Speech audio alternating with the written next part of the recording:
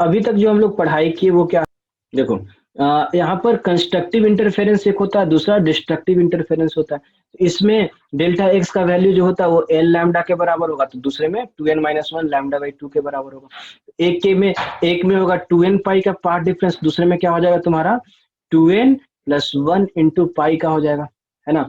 यहाँ पर इंटेंसिटी का वैल्यू जो हो जाता है वो क्या हो जाता है तुम्हारा root over I1 plus root over I2 का होल स्क्वायर होगा। यहाँ पे क्या होगा intensity root over I1 minus root over I2 का होल स्क्वायर होगा। यहाँ पर I मैक्स का वैल्यू अगर दोनों का इंटेंसिटी सेम हो जाएगा तो क्या हो जाएगा तुम्हारा 4I नॉट हो जाएगा। यहाँ पे I का इंटेंसिटी का वैल्यू क्या हो जाता है 0 हो जाता है। तो यही सब कुछ सीखे हैं। यहाँ पर एम्पलीट्यूड में भी उसी तरीके का रिलेशन होगा, रिजल्टेंट एम्पलीट्यूड होगा तुम्हारा A1 प्लस A2। यहाँ पर रिजल्टेंट एम्पलीट्यूड कितना हो जाएगा तुम्हारा A1 माइनस A2 हो जाएगा। अगर दोनों का एम्पलीट्यूड बराबर हो गया तो यहाँ पर 0 हो जाएगा, है ना। If A1 is equal to A2 then यहाँ पर रिजल्टेंट जो होगा वो 0 हो जाएगा। तो ये सब चीजें अभी तक हम लोग सीखे। नाउ अब हम लोग देखेंगे कि अगर मान लो दो आइडेंटिकल सोर्स रहेगा, ठीक है, एक का I1 दिया, I1 और I2 दोनों का वैल्यू क्या है I नॉट दिया हुआ रहेगा। तो जो ऊपर में आप फॉर्मूला देखे उसको समराइज करके फाइनल रिजल्ट क्या मिल रहा है उसके बारे में अभी हम देखते हैं, ठीक है। तो यहाँ पर करना क्या, ये जो फॉर्मूला आएगा तुम्हारा, ठीक है, ये जो फॉर्मूला आएगा तुम्हारा ये सब जगह एप्लीकेबल होगा, ठीक है। तो इसको थोड़ा सा हम समझते हैं। यहाँ पे देखना I इज इक्वल टू होगा I नॉट, I1 के जगह पे भी I नॉट, I2 के जगह पे भी I नॉट और फिर यहाँ पर भी I1। तो यहाँ पे तुम सारे को तुम सॉल्व करते हुए आगे बढ़ोगे तो ये एक्सप्रेशन तुम्हारा यहाँ तक आकर के पहुंचेगा। अब इसमें जो ये वाला एक्सप्रेशन है, ठीक है, ये इसका वैल्यू हो जाता है तुम्हारा क्या 2 into cos square delta phi upon 2, ये आ जाता है, ठीक है। और पहले से कितना रहेगा 2I नॉट, तो यहाँ पर क्या हो जाएगा तुम्हारा 2I naught into 2 cos square delta phi by 2, ठीक है। यहाँ पर I इज इक्वल टू, अब इसको जब ये वैल्यू तुम यहाँ पर पुट करोगे 2 cos square delta phi by 2, ठीक है, तो यहाँ पर जब सॉल्व करके फाइनल रिजल्ट जो आ जाता है तुम्हारा ये आ जाता है I is equal to 4I naught into cos square delta phi upon 2 आ जाएगा। अब यहाँ पर देखो अगर ये पूरे का वैल्यू अगर 1 हो जाए तो यहाँ पे तुम्हारा I max is equal to कितना मिलेगा 4I नॉट। मतलब यहाँ पर एक लाइट सोर्स अगर I नॉट है, दूसरा लाइट सोर्स अगर I नॉट है, ठीक है ना, दोनों S1 और S2 दोनों सेम I नॉट इंटेंसिटी का अगर है और वहां पर किसी एक पॉइंट पे अगर मैक्सिमम इंटेंसिटी मिलेगा तो वो कितना होगा 4I नॉट, ठीक है। और मिनिमम इंटेंसिटी कितना होगा, देखो अब यहाँ पर कॉस स्क्वायर किया हुआ है, ऑब्वियसली ये हमेशा पॉजिटिव वैल्यू देगा। इसका मिनिमम पॉसिबल वैल्यू जो हो सकता है वो 0 हो सकता है, तो इसका मिनिमम जो हो जाएगा तुम्हारा ये हो जाएगा, समझ गए। तो यहाँ तक हम लोग को ध्यान रखना है और किसी पर्टिकुलर एंगल पे तो तुम्हारा वो फॉर्मूला है ही। नाउ यहाँ पर और भी कुछ एक्सप्रेशन डिराइव करते हैं, देखेंगे यहाँ पर ये चीज, ठीक है। जैसे देखो I मैक्स का वैल्यू जो है आप लोग डिफाइन कर चुके थे root over I1 plus I2 का होल स्क्वायर, I मिनिमम का value root over I1 minus I2 का होल स्क्वायर। अब क्या किया गया, इस पूरे एक्सप्रेशन में रूट ओवर I2 से डिवाइड करते हैं, ठीक है। तो रूट ओवर I2 से अगर तुम डिवाइड करोगे तो ऊपर का एक्सप्रेशन ऐसे और नीचे का एक्सप्रेशन ऐसे आ जाएगा, ठीक है। तो I मैक्स और I मतलब जैसे अगर मान लो दो लाइट सोर्स दिया रहेगा, एक का इंटेंसिटी I नॉट और दूसरे का इंटेंसिटी 4I नॉट, और तुमसे पूछेगा कि I मैक्स और I मिनिमम का वैल्यू बताओ आप। I मैक्स और I मिनिमम का अगर वैल्यू बताना है तो क्या करना पड़ेगा आपको, सीधा दोनों का रेशियो करोगे तो 4I not divided by I not ऊपर में जाएगा और उसका पूरा रूट ओवर ऐसे और ऊपर में प्लस और नीचे में भी कुछ उसी तरीके से 4I not divided by I not minus 1 ऐसे करोगे, समझ गए ना, और ऊपर में होल स्क्वायर दिखा दोगे, ठीक है। तो इस तरीके से ऊपर में हो जाएगा 2 + 1 3 और नीचे में 2 - 1 1, 9 हो जाएगा फिर यहाँ पर आंसर, ठीक है। तो I मैक्स और I मिनिमम के बीच का रेशियो जो होगा वो 9, ठीक है। तो यहाँ पर ये I1 I2 के रूट में दिया हुआ है। अब तुम देखो एक बात समझना कि I इज इक्वल टू क्या हो जाता है तुम्हारा KA स्क्वायर हो जाता है।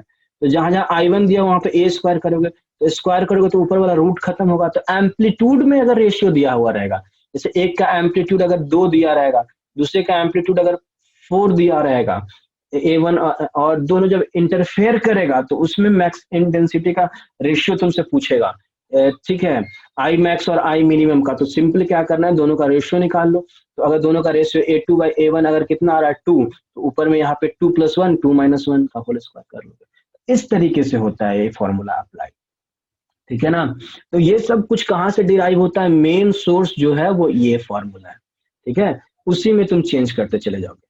अब देखो यहाँ से इसको मतलब ये फॉर्मूले से अब इस फॉर्मूले तक चलेंगे, ठीक है, कैसे चलते हैं। तो देखो अब अगर आई मैक्स और आई मिनिमम का वैल्यू दे दिया जाए कहीं पे, ठीक है ना, कि आई मैक्स और आई मिनिमम का वैल्यू, अगर ऊपर में मैक्स दे दिया और यहाँ पर मिनिमम का वैल्यू दे दिया, अगर इसका रेशियो अगर तुमको 2 दे दिया जाए, तो तुमको पूछा जाए कि दोनों जो इंडिपेंडेंट जैसे S1 हो गया और S2 हो गया, दोनों अगर इसका इंटेंसिटी I1 हो गया, इसका इंटेंसिटी I2 हो गया, तो I1/I2 का रेशियो क्या हो जाएगा। मतलब अगर उल्टा तुमसे अगर क्वेश्चन पूछ दे तो तुम अप्रोच कैसे करोगे, तो वहां पर वैसे केसेस में √I1/I2 इज इक्वल टू क्या करोगे, इसी चीज से जब इसमें क्या करोगे ना, इसको मान लो ऐसे सॉल्व करना, इस पार्ट को मान लो B और इस पार्ट को मान लो क्या A, तो क्या हो जाएगा expression B is equal to A+1 और A-1 का होल स्क्वायर, ऐसे करोगे, है ना। और फिर जाकर के क्या करोगे, उसमें √B is equal to A+1 और A-1 ऐसे करोगे, और फिर यहाँ से सॉल्व करके A का वैल्यू तुम निकाल लोगे। तो A का वैल्यू मिल गया, इसका मतलब √I1/I2 का वैल्यू मिल गया, तो वो B के फॉर्म में तुमको रिजल्ट मिलेगा, है ना। तो देखो B के फॉर्म में जो रिजल्ट मिलेगा, तो देखो यहाँ पे तुमको रूट में दिखाई पड़ रहा है ना ये दोनों एक्सप्रेशन, ठीक है।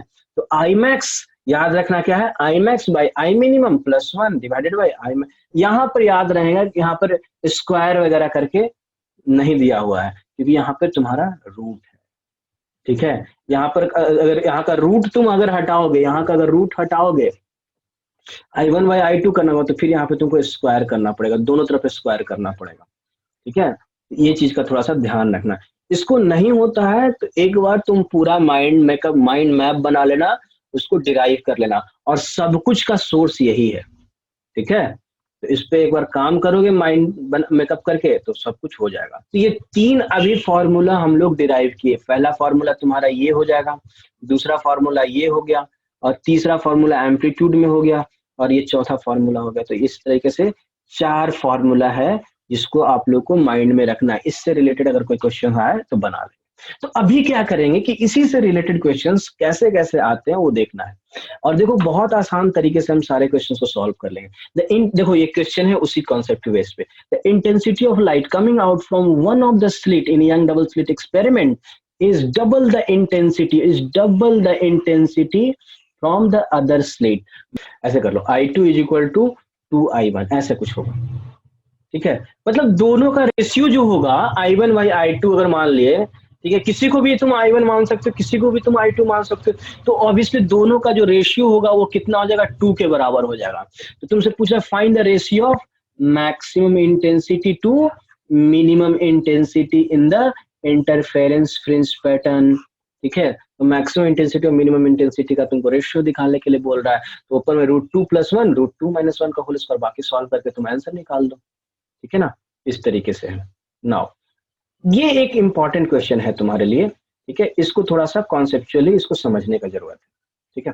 देखना, कह रहा है कि a narrow monochromatic beam of intensity I, ठीक है, falls on a glass plate as soon, another identical glass plate is kept close. तो अभी क्या है ना कि एक यहाँ पर तुम्हारा एक ग्लास प्लेट है इस तरीके से, A narrow monochromatic beam of light of intensity I falls on a glass plate as shown. Another identical glass plate. तो एक ग्लास प्लेट तुम्हारा यहाँ पर है और दूसरा ग्लास प्लेट कहाँ पर है, यहाँ पर, ठीक है। अब इस पे क्या हो रहा है कि एक आई इंटेंसिटी का लाइट ऐसे फॉल करा रहे हो, ठीक है।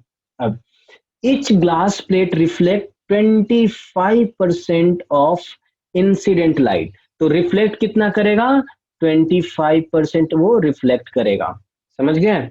And light on it and transmit the remaining, बाकी के 75% क्या होगा, ट्रांसमिट हो जाएगा। Now find the ratio of minimum and maximum intensity in the interference pattern found by two waves after one reflection from each plate। ठीक है, तो देखो यहाँ पर तुमको कॉन्सेप्ट को समझने का जरूरत है। चलो अभी देख लेते हैं, एक क्वेश्चन है यहाँ पर, ये एक ऐसा लाइट रे हो, एक ग्लास प्लेट ऐसा हो गया और दूसरा ग्लास प्लेट क्या हो गया, ऐसा हो गया। ठीक है, दो ग्लास प्लेट है ना। अब इस पे एक लाइट ऐसे आई इंटेंसिटी का ऐसे फॉल करा रहे हैं। ठीक है, तो आई इंटेंसिटी का लाइट फॉल कराने के बाद ये जो है रिफ्लेक्ट बैक करेगा इस तरीके से। तो कुछ लाइट रिफ्लेक्ट बैक करेगा और कुछ लाइट जो है वो ट्रांसमिट करेगा इस तरीके से, है ना। तो ट्रांसमिट करने के बाद फिर यहाँ पर भी कुछ लाइट जो है वो ऐसे रिफ्लेक्ट करेगा, है ना। कुछ लाइट ऐसे रिफ्लेक्ट करेगा और कुछ लाइट जो है ऐसे ट्रांसमिट करेगा। ठीक है, अब फिर जाकर के यहाँ पर भी कुछ लाइट जो है वो इस तरीके से रिफ्लेक्ट करेगा और कुछ लाइट अमाउंट जो है वो ऐसे ट्रांसमिट करेगा। ठीक, तो अभी तुमसे कह रहा है कि यहाँ पर जो आई इंटेंसिटी का लाइट जो है फॉल करा रहा है, ठीक है, उसमें 25% मतलब I/4 जो है रिफ्लेक्ट करता है और 75% जो है वो ट्रांसमिट होता है। और ये तुम्हारा क्या है, मिरर 1, और ये हो गया तुम्हारा मिरर, मतलब ये सिंपल एक ग्लास स्लैब टाइप का मिरर है, ठीक है, जिसमें रिफ्लेक्शन भी हो रहा है रिफ्लेक्शन भी हो रहा है। चलो अब देखो यहाँ पर जो 3/4 अमाउंट ऑफ लाइट जो इंसिडेंट हो रहा है उसका 3I/4 का 75% जो है वो इधर जाकर के तुम्हारा 9/16I जो है वो ट्रांसमिट हो जा रहा है इधर, है ना। अब इसका जो बचा हुआ पार्ट है 3I/4 का 1/4 पार्ट जो है वो रिफ्लेक्ट बैक कर रहा है। ठीक है, तो वो रिफ्लेक्ट बैक करने के बाद जब यहाँ से आगे बढ़ेगा तो ट्रांसमिट कितना होगा तुम्हारा, देखो 3I/16 तो था टोटल, उसमें 3/4 जो है वो ट्रांसमिट करेगा और 3I/16 का 1/4 जो है वो रिफ्लेक्ट बैक करेगा, तो 3I/64। ठीक है, तो तुमसे क्वेश्चन क्या पूछ रहा है ना कि दो मतलब आफ्टर वन रिफ्लेक्शन, मतलब एक रिफ्लेक्शन दोनों सरफेस से होने के बाद जो लाइट रे आपको फाइनली मिलेगा, जो लाइट रे आपको फाइनली मिलेगा उसका इंटेंसिटी का रेशियो, तो मतलब यहां पर अगर इंटेंसिटी मान लो I1 और यहाँ का इंटेंसिटी जो है I2, ठीक है, तो तुमसे ये पूछ रहा है I मैक्स और I मिनिमम का रेशियो क्या होगा, समझ गए, ये क्वेश्चन तुमसे पूछा जा रहा है।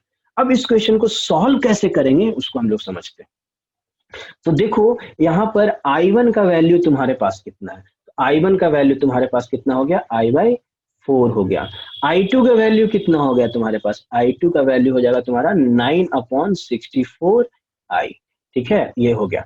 अब यहाँ पर I2/I1 का वैल्यू तुम निकाल लो, तो I2 तो 9/64I ऐसे डिवाइडेड बाई I/4, तो ऊपर में 4 जाएगा नीचे में I आएगा, तो ऊपर में कितना आ जाएगा 9 और नीचे में आ जाएगा तुम्हारा 16। ठीक है, तो ये हो जाएगा तुम्हारा। अब यहाँ पर तुम लोग को भी पता है कि I मैक्स और I मिनिमम का जो रेशियो होता है वो कैसा होता है, ऊपर में ऐसे ले लेते हैं I2 प्लस √I1 का होल स्क्वायर और नीचे में क्या करोगे तुम, ये तो तुम एक इंटरमीडिएट स्टेप लिखोगे ऐसे, ठीक है, लेकिन यहाँ तक हमको सॉल्व करने का जरूरत नहीं है, हमको एक स्टेप और आगे बढ़ना पड़ेगा, ऐसे करना पड़ेगा। क्या करोगे, √I2 प्लस I1 प्लस 1 और नीचे में यहाँ पर 1 है, ठीक है, यहाँ पे √I2 divided by I1 minus 1। अब इन दोनों का रेशियो करो तो 9/16 का अगर यहाँ पे इसका वैल्यू तुमको निकालना पड़ेगा तो ऐसे कितना होगा 3/4, तो ऊपर में क्या करोगे तुम 3/4 प्लस 1, नीचे में 3/4 माइनस 1, अब सबका होल स्क्वायर करोगे, है ना, तो ऊपर में 7 और नीचे में कितना जो भी है इसको आप सॉल्व करके निकाल लोगे। तो ये क्वेश्चन जो पूछा था तुमसे कि दोनों सरफेस के एक से एक रिफ्लेक्शन होने के बाद जो इंटरफेरेंस पैटर्न बनाएगा उसकी बात कर रहा है। तुमसे ये क्वेश्चन भी पूछ सकता है कि दोनों सरफेस से एक बार और रिफ्रैक्शन करने के बाद जो इंटरफेरेंस बनेगा तो क्या होगा। तो देखो ये तो तुम्हारा था रिफ्लेक्टेड, ये तो क्या था तुम्हारा रिफ्लेक्टेड था ना, और ये जो है ये क्या है तुम्हारा रिफ्रैक्टेड। ठीक है, तो अगर रिफ्रैक्टेड में I मैक्स और I मिनिमम का अगर रेशियो तुमसे पूछता तो भी निकाल सकते थे हम, क्यों, क्योंकि यहाँ पर ये जो वैल्यू है वो तुम्हारा I1 हो जाएगा इस केस में, और फिर जाकर के ये जो आगे बढ़ने के बाद ये जो ऐसे फिर वापस निकलेगा तो वो कितना हो जाएगा तुम्हारा 3i/64 का कितना ट्रांसमिट कितना होता है 3/4 ट्रांसमिट हो रहा था। ठीक है, तो 9i डिवाइडेड बाय 16 और 256 आ जाएगा कुछ इस तरीके से। ठीक है, तो ये जो तुम्हारा फाइनल रिजल्ट आ रहा है ये तुम्हारा फिर हो जाता है तुम्हारा I2। फिर इस तरीके से तुम रिफ्रैक्टेड के केस में भी I max by I minimum का रेशियो निकाल सकते हो। ठीक है ना, तो आई होप तुम लोग को समझ में आ गया होगा ये पूरा कॉन्सेप्ट कहना क्या चाह रहा है। तो अभी हम लोग क्या करेंगे, ये इस तरह के क्वेश्चंस करने के बाद अब हम लोग नेक्स्ट टाइप ऑफ क्वेश्चंस देखेंगे। नेक्स्ट क्वेश्चन जो पूछा जा रहा है एक ऐसा है क्वेश्चन कि एन इंटरफेरेंस इज ऑब्जर्व। तो एक पैटर्न का क्वेश्चन तुम लोग को सीख गए कि I1 I2 से रिलेटेड अगर क्वेश्चन आएगा तो कैसे करोगे आप। ठीक है, अब दूसरे पैटर्न का क्वेश्चन कि कंस्ट्रक्टिव इंटरफेरेंस डेल्टा एक्स और कंस्ट्रक्टिव इंटरफेरेंस और डिस्ट्रक्टिव इंटरफेरेंस में डेल्टा एक्स और डेल्टा फाई का बीच का कुछ रिलेशन बताया गया था, तो उनके बेस पे क्वेश्चन कैसे बनते हैं वो देखो। ठीक है, यहाँ पर क्वेश्चन है कि एक इंटरफेरेंस पैटर्न ऑब्जर्व किया जा रहा है due to two coherent sources, दो कोहेरेंट सोर्स होगा, S1 placed at origin and S2 is placed at इतना इस लोकेशन पे। ठीक है, तो 0 into 3 lambda where lambda is the wavelength of source. S1 is placed at origin and S2 is at 0.3 lambda। ठीक है, where lambda is wavelength। तो detect अब यहाँ पर कह रहा है कि एक सोर्स जो है तुम्हारा यहाँ पर है, दूसरा सोर्स जो है यहाँ पर है, दो सोर्सेज यहाँ पर दिया हुआ है। ठीक है ना, एक सोर्सेज तुम्हारा यहाँ पर, दूसरा सोर्स यहाँ पर। ठीक है, और एक का कोऑर्डिनेट 0 0, दूसरे का कोऑर्डिनेट कितना 0 into 3 lambda। ठीक है, now S1 is placed at origin. Okay, ठीक है, अब यहाँ पर आगे का कंडीशन कह रहा है कि एक डिटेक्टर है is moved along positive x axis, ये पॉजिटिव एक्स एक्सिस के अलोंग मूव कराया जा रहा है। Find the x coordinate on x axis excluding x equal to 0 next where maximum intensity is observe. ठीक है, तो मतलब अब अगर एक डिटेक्टर D करके अगर यहाँ पर तुमको एक्स एक्सिस के अलोंग मूव कराओगे और आपको क्या x इक्वल टू 0 और x इक्वल टू इन्फिनिटी दोनों को इग्नोर करना है, उसके बीच में कहां कहां तुमको मैक्सिमम इंटेंसिटी मिलेगा इसकी बात करना है। तो मैक्सिमम इंटेंसिटी के लिए डेल्टा एक्स मतलब पाथ का डिफरेंस कितना होना चाहिए, एन लैम्डा होना चाहिए। ठीक है, तो पाथ का डिफरेंस निकालते। तो देखो अगर मान लो किसी अभी पॉइंट P है, एक रैंडम पॉइंट, ये जो P पॉइंट है रिप्रेजेंट कर रहा है हर एक पॉइंट जो x इक्वल टू 0 और x इक्वल टू इन्फिनिटी के बीच में लाई करता है। तो उस एक जनरल पॉइंट P पे अगर देखा जाए तो S1 जो है x डिस्टेंस पे है, और दूसरा जो हो गया वो ये जो लेंथ होगा उसका वैल्यू कितना हो जाएगा तुम्हारा x² प्लस 3 लैम्डा का होल स्क्वायर, है ना। तो H2P का वैल्यू तुम्हारा इतना हो गया और S1P का वैल्यू इतना हो गया, तो दोनों के बीच में पाथ का डिफरेंस कितना हो जाएगा, तो ये घटा देंगे सिंपल दोनों के लेंथ में, है ना। और for maximum intensity delta x should be equal to क्या हो जाएगा, एन लैम्डा। ठीक है, तो यहाँ पर इसको एन लैम्डा से इक्वेट किए। ठीक है, तो फिर उसको आगे की तरफ हम सॉल्व करते हुए आगे बढ़ेंगे। ठीक है, तो यहाँ पर इसको सॉल्व करेंगे और इसको कुछ कुछ कैंसिल आउट करते हुए फाइनली जो है तुम्हारा x का वैल्यू जो हो गया वो कुछ ये आएगा तुम्हारा x का वैल्यू, है ना। तो जब x का वैल्यू ये आएगा तो फिर उसके बाद हम लोग को समझने की कोशिश करना है कि कब क्या कैसे होगा। ठीक है, अब यहाँ पर x का वैल्यू जब तुम्हारा ये आ गया, अब देखो n का वैल्यू कहाँ से कहाँ तुम रख सकते हो। n का x का वैल्यू जो है वो 0 से लेकर के इन्फिनिटी के बीच में रहना चाहिए, है ना। x का वैल्यू बोला गया ना कि पॉजिटिव एक्स एक्सिस के अलावा और इन्फिनिटी के बीच में। तो देखो अब तुमसे पूछ रहा है ना यहाँ पर कि कहाँ कहाँ x के कौन कौन से वैल्यू पे तुमको इंटेंसिटी मैक्सिमम मिलेगा। तो अब वो पोजीशन डिटरमाइन कौन करेगा, तो ये n का वैल्यू डिटरमाइन करेगा। n का वैल्यू तुम चेंज करते चले जाओगे और डिफरेंट नया x का वैल्यू तुमको मिलता चला जाएगा। तो अब यहाँ पर n का वैल्यू कितना होगा, 1 होगा, 2 होगा, 100 होगा, 15 होगा, वो कौन कौन सा रेंज होगा उसको निकालने के लिए हम लोग x पे लगा हुआ कंडीशन को इस्तेमाल करेंगे। ठीक है, तो x का कंडीशन क्या है कि वो 0 से इन्फिनिटी के बीच में लाई करना चाहिए। इसका मतलब ये है कि ये जो पूरा एक्सप्रेशन है कौन सा expression, 9 minus n square divided by 2n into lambda, ये पूरा जो एक्सप्रेशन है वो किसके किसके बीच में होना चाहिए, इन्फिनिटी से लेकर के 0 के बीच में होना चाहिए। तो फिर जा करके सारा कुछ कैंसिल आउट होगा और 9 माइनस n स्क्वायर जो है, ठीक है, that should B lying between, ठीक है ना, that should B lying between कहाँ कहाँ, इसको दो भाग में तोड़ना पड़ेगा, ठीक है। ओके, अब अगर तुम देखो, अगर x का वैल्यू अगर हम देखते हैं, अगर n का वैल्यू तुम अगर 0 पुट करो, यहाँ पर अगर n का वैल्यू तुम अगर 0 पुट करो तो क्या हो जाएगा तुम्हारा, x बराबर क्या हो जाएगा, इन्फिनिटी हो जाएगा, ठीक है। तो n का मिनिमम वैल्यू तुमको at x n equal to 0 x बराबर इन्फिनिटी मिल रहा है, ठीक है। तो x बराबर इन्फिनिटी के करस्पॉन्डिंग तुम्हारा n का वैल्यू 0 हो गया। अब x का वैल्यू 0 कब होगा, तो यहाँ पर x का वैल्यू, तो यहाँ पर इस पूरे एक्सप्रेशन को जो है एक्सप्रेशन, उसको 0 से इक्वेट कर दोगे, इस एक्सप्रेशन को अगर 0 से इक्वेट करोगे तो n का वैल्यू आएगा 3। तो यहाँ पर इस इनइक्वलिटी को सॉल्व करते हुए n का कंडीशन ये आया। तो फाइनली हम लोग को फाइनल कंडीशन ये मिल गया कि n का वैल्यू जो है वो 0 से लेकर के 3 के बीच में ही लाई करेगा, ठीक है। तो अब यहाँ पर n का पॉसिबल वैल्यू क्या क्या हो सकता है, तो n बराबर 1 हो सकता है, n बराबर 2 हो सकता है।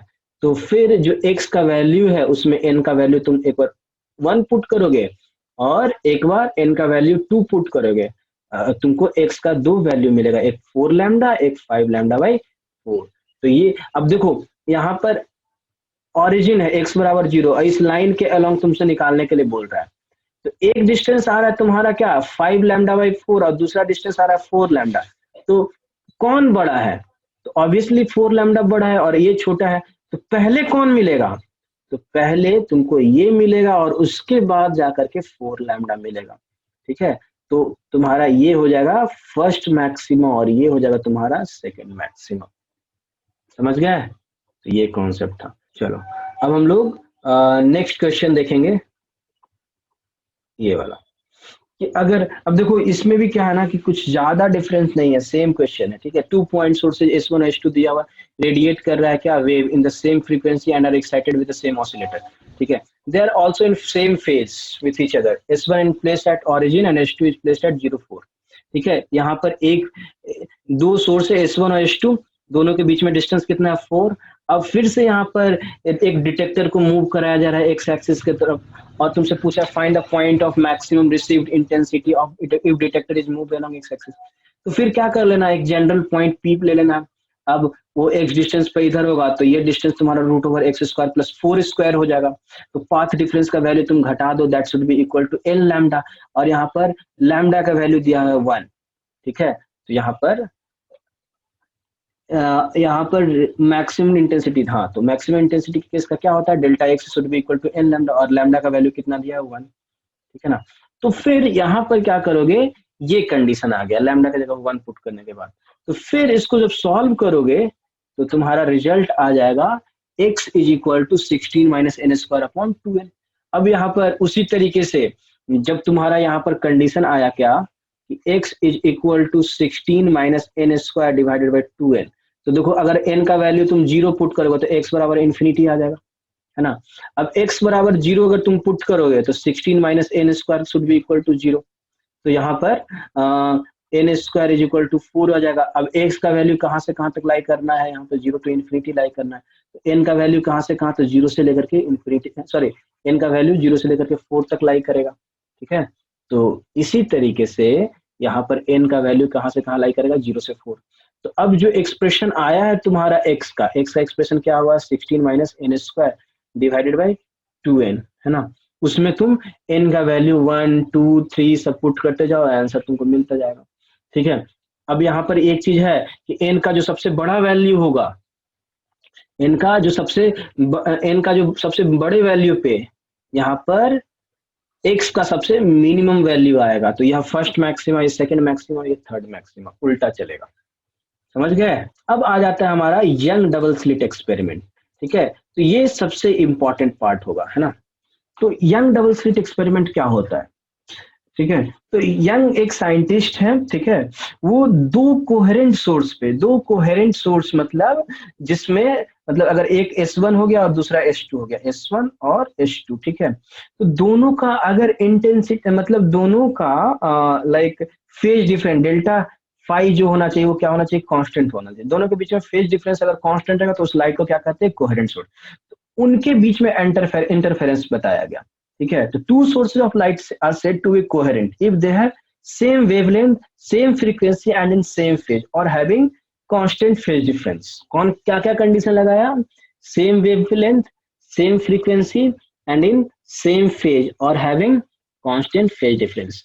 तो तब जाकर के लाइट क्या कहलाता है, कोहेरेंट, ठीक है। तो यंग डबल स्लिट एक्सपेरिमेंट क्या किया गया, दो कोहेरेंट सोर्स ऑफ लाइट पे काम किया, ठीक है। तो when two sources are coherent then the interference pattern that मतलब पैटर्न एक बनता है कि किसी एक पोजीशन पे मैक्सिमम इंटेंसिटी मिलेगा, किसी दूसरे पोजीशन में मिनिमम इंटेंसिटी मिलेगा।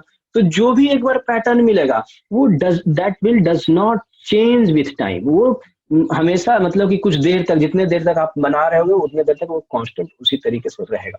और इस तरह के इंटरफेरेंस को हम लोग क्या बोलते हैं, सस्टेन्ड इंटरफेरेंस। ये हम लोग ऊपर में पढ़े थे। अब यहां पर कह रहा है कि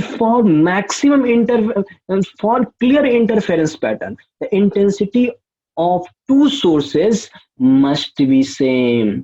ये कंडीशन को समझना पड़ेगा। ये ऐसा क्यों होता है, सुनो मेरी बात को। क्या होता है ना कि यहाँ पर जब इंटरफेरेंस पैटर्न बनेगा, ठीक है, तो कहीं पे मैक्सिमम इंटेंसिटी, कहीं पे मिनिमम इंटेंसिटी, कहीं पे मैक्सिमम, ठीक है, कहीं पे मिनिमम, ऐसा सिचुएशन होगा। अब अगर मैक्सिमम इंटेंसिटी वाला एकदम चमक रहा होगा, मिनिमम इंटेंसिटी एकदम डार्क होगा, तो कहीं ना कहीं एकदम क्लियर इंटरफेरेंस पैटर्न बनेगा। लेकिन देख रहे हैं कि मैक्सिमम इंटेंसिटी वाला भी ज्यादा इंटेंसिटी शो नहीं कर रहा, मिनिमम इंटेंसिटी वाला भी कंप्लीट डार्क नहीं है, तो वहां पर इंटरफेरेंस पैटर्न क्लियर नहीं दिखेगा। अब देखो, जहां मैक्सिमम इंटेंसिटी का फॉर्मूला है वो क्या है, √I1 + I2। तो अगर दोनों का I1 और I2 को इक्वल कर दो तो I मैक्स का वैल्यू तुम्हारा हो जाएगा 4I0 और I मिनिमम का वैल्यू हो जाएगा 0। तो ऐसे सिचुएशन में क्या होगा कि एकदम यहाँ पर जो होगा वो एकदम से ब्राइट और उसके ऊपर में एकदम से डार्क और उसके नीचे में एकदम से डार्क, तो एकदम क्लियर तुम्हें पैटर्न दिखाई पड़ेगा। तो उसके लिए कंडीशन ये है कि पैटर्न यहाँ पर टू सोर्सेज जो होना चाहिए वो सेम इंटेंसिटी का होना चाहिए। तो ये चीजें हैं।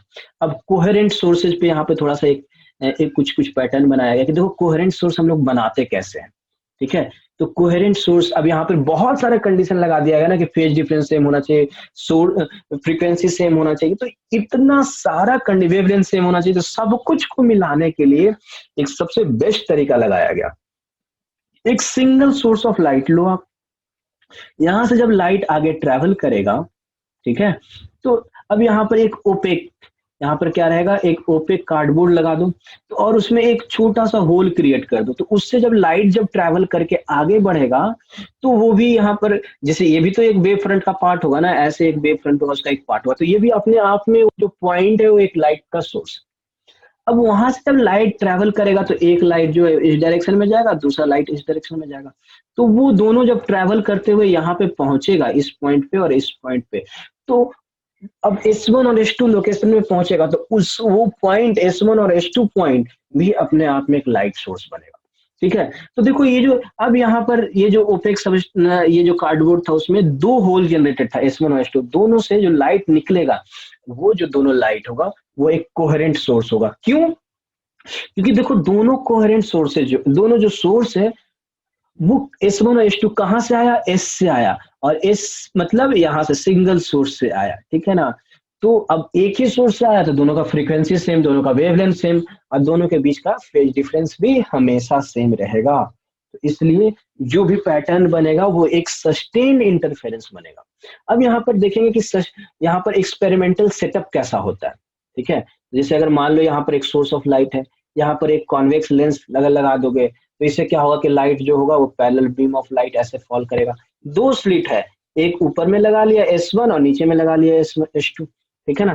तो अब यहाँ पर लाइट जब दोनों से वेव फ्रंट इस तरीके से निकलेगा और इस तरीके से जाकर के यहाँ पर मतलब हर एक पॉइंट पे मिलेगा, है ना। तो यहाँ पर ये है स्क्रीन, ठीक है। तो स्क्रीन पे जाकर के जो इंटरफेरेंस दोनों जो लाइट सोर्स S1 और S2 से जो लाइट निकला है वो हर एक डिफरेंट डिफरेंट पोजीशन पे मिलेगा, और हर एक डिफरेंट डिफरेंट पोजीशन पे क्या हो जाएगा, एक नया वेव, मतलब कि वहां पर जो पैटर्न बन रहा होगा हो सकता है मैक्सिमम इंटेंसिटी का होगा, एक मिनिमम इंटेंसिटी का होगा। ठीक है, तो फाइनली स्क्रीन पे देखने को मिला कि एक ऑल्टरनेट पैटर्न मिल रहा है। ठीक है, मतलब कहीं डार्क तो फिर उसके दोनों साइड में ब्राइट, फिर जहां कहीं भी ब्राइट है तो उसके दोनों साइड में डार्क है, तो इस तरह का ऑल्टरनेट पैटर्न देखने को मिला। ठीक है, तो अब इस एक्सपेरिमेंटल सेटअप हो गया। ठीक है ना, अब इसके बाद जैसे अगर यहाँ पर तो देखो यहाँ पर एक पैरेलल ऐसे टाइप का है। ठीक है, अगर दो पॉइंट सोर्स ऑफ लाइट रहेगा, ठीक है, तो दो अगर पॉइंट सोर्स ऑफ लाइट रहेगा तो तुमको याद बता देते हैं कि उसका इंटरफेरेंस पैटर्न कैसा बनेगा, तुमको बताते हैं। देखो, ठीक है, जैसे यहाँ पर एक सोर्स हो गया, दूसरा सोर्स यहाँ पर हो गया। ठीक है, यहाँ पर ऐसे। ठीक है, तो ये क्वेश्चन मतलब आ सकता है तुम्हारे मेंस में कि इसका पैटर्न कैसा बनेगा। ठीक है, तो देखो हम बताते हैं। एक जो सेंट्रल मैक्सिमा बनेगा वो ऐसे लाइन का बनेगा। अब जैसे अगर मान लो किसी एक पॉइंट पे, ठीक है, तो ये ऐसे हो गया और ये ऐसे हो गया, तो तुम लोग S1P माइनस S2P यही होता था तुम्हारा डेल्टा एक्स। अब S1P और S2P जो डिस्टेंस निकालते हो, है ना, दोनों डिस्टेंस निकालते तो यहाँ पर ऐसे तुम्हारा एक डिस्टेंस हो जाता, रूट में आ जाता है सारा कुछ। ठीक है, अगर ये लेंथ अगर मान लिया जाए, चलो ठीक है, हम थोड़ा सा आगे बढ़ेंगे तो ये चीज ज्यादा से समझ में आएगा। चलो कोई बात नहीं, बता देते हैं अभी फिलहाल।